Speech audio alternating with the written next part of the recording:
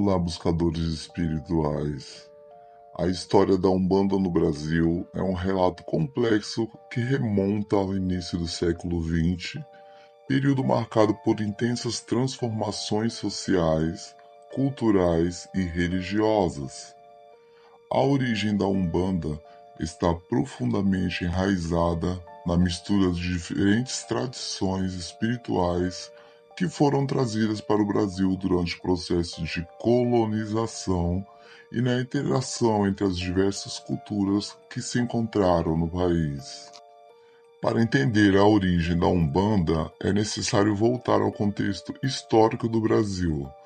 Neste período, o país passava por uma série de mudanças significativas, incluindo a abolição da escravidão em 1888 e a proclamação da República em 1889.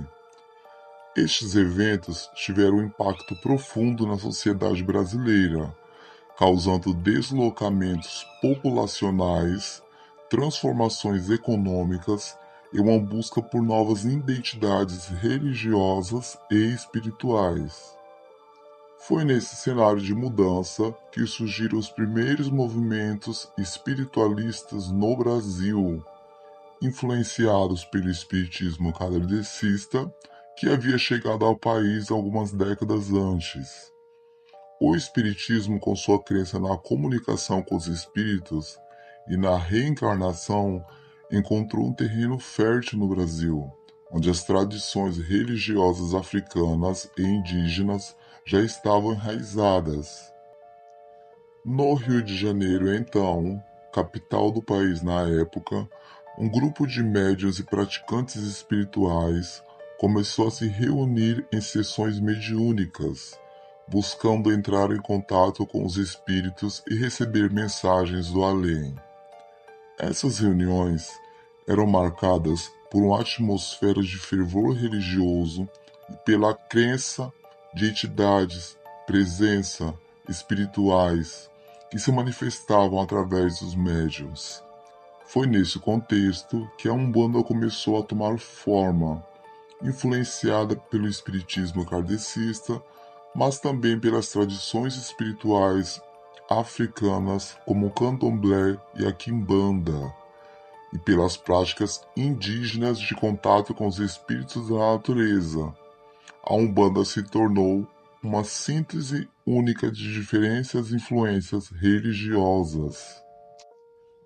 Os primeiros terreiros de Umbanda surgiram no Rio de Janeiro e em outras cidades do Brasil, onde os praticantes se reuniam para realizar suas sessões mediúnicas e cultuar seus guias espirituais.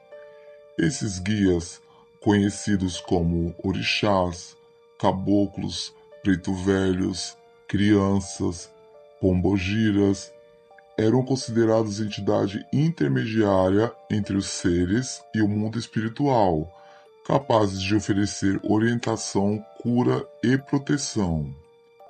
À medida que a Umbanda se espalhava pelo país, ela incorporava elementos das diferentes culturas regionais, adaptando-se às tradições locais e aos costumes das comunidades onde ela se estabelecia. No Nordeste, por exemplo, a Umbanda ganhou influência do candomblé e das religiões afro-brasileiras, enquanto no Sul e no Sudeste ela absorveu elementos do espiritismo kardecista e do catolicismo popular. Ao longo do século XX, a Umbanda passou por um período de crescimento e regressão, enfrentando a incompreensão e a hostilidade de setores conservadores da sociedade brasileira. No entanto, ela também se tornou uma fonte de resistência e identidade para muitos brasileiros, especialmente aqueles marginalizados e excluídos pela sociedade. Hoje a Umbanda é reconhecida como uma das principais religiões do Brasil, com milhões de adeptos em todo o país e uma influência significativa na cultura e na espiritualidade brasileira. Seus terreiros continuam a ser espaços de encontro, celebração e cura, onde os fiéis buscam orientação espiritual e conexão com o divino. Os orixás na Umbanda são frequentemente associados às características específicas como força, sabedoria, amor, justiça, entre outras, e cada um deles possui energia própria que pode ser invocada pelos seus praticantes da religião. Eles são reverenciados como ancestrais espirituais que podem interceder em favor dos fiéis e ajudá-los em suas jornadas espirituais. Alguns dos orixás mais comuns na Umbanda incluem Oxalá, o grande pai criador de todas as coisas, que representa a paz, a harmonia e a sabedoria, e Iemanjá, a mãe das águas, que é associada à maternidade, à fertilidade e à proteção.